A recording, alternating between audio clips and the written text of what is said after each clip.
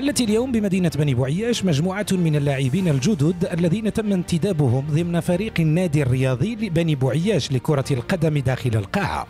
وذلك في إطار إعادة تكوين صفوف الفريق استعدادا لخوض مباريات الموسم الجديد 2024-2025 دائما في القسم الوطني الأول الخاص بكرة القدم المصغرة داخل القاعة.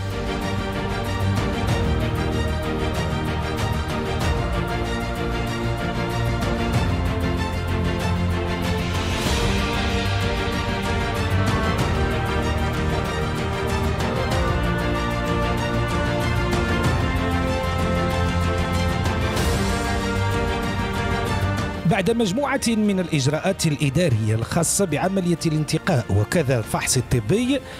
تم توقيع العقود بشكل رسمي مع النادي الرياضي بني بوعياش لكرة القدم داخل القاعة واللاعبين الجدد، عازمين على تقديم الأفضل وتحقيق الريادة على كل الأصعدة.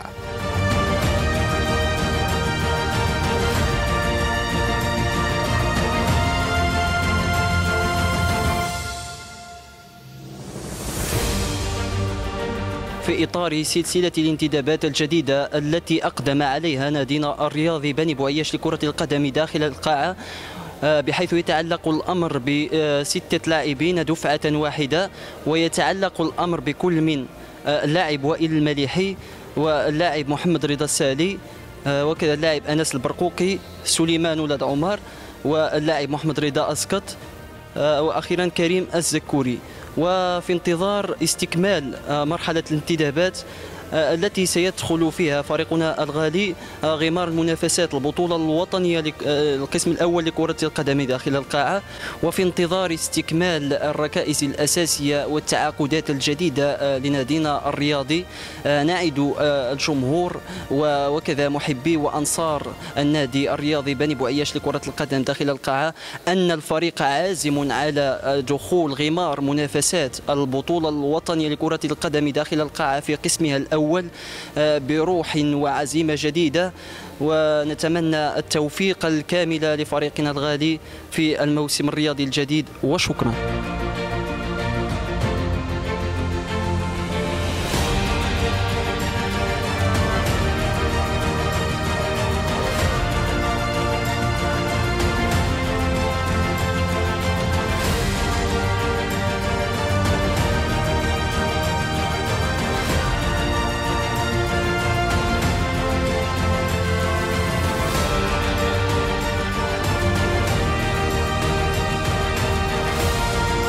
من بين اللاعبين الجدد الذين تم انتدابهم ضمن فريق النادي الرياضي بني بوعياش لكرة القدم داخل القاعة، نجد اللاعبين ياسين العلوي الذي تألق مع عدة فرق وطنية، وكذلك أحمد الطويل العائد إلى القلعة من جديد بعد مسار حافل بالتألق والنجاح لا سيما بالديار السعودية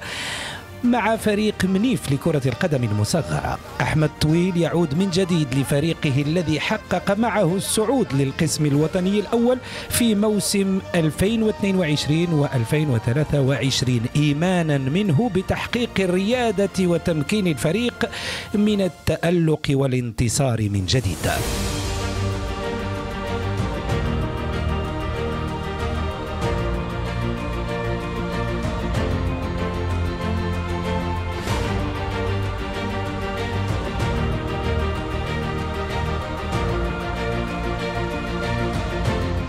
إذن هي انتدابات قوية قامت بها إدارة فريق النادي الرياضي بني بوعياش لكرة القدم داخل القاعة لتقوية صفوف كتيبة حميد بالقاسم ورشيد بشكالو،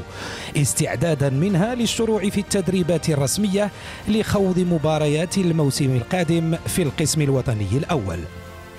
ليستمر الفريق في حمل شارة التميز وكل ما يمكن أن يرافق ذلك من إشعاع لمدينة بني بوعياش على الصعيدين الإقليمي والوطني. من بني بوعياش لكم تحيات بعثة مابيل انتر تيفي، فكري الحمديوي وعلي الخصيم.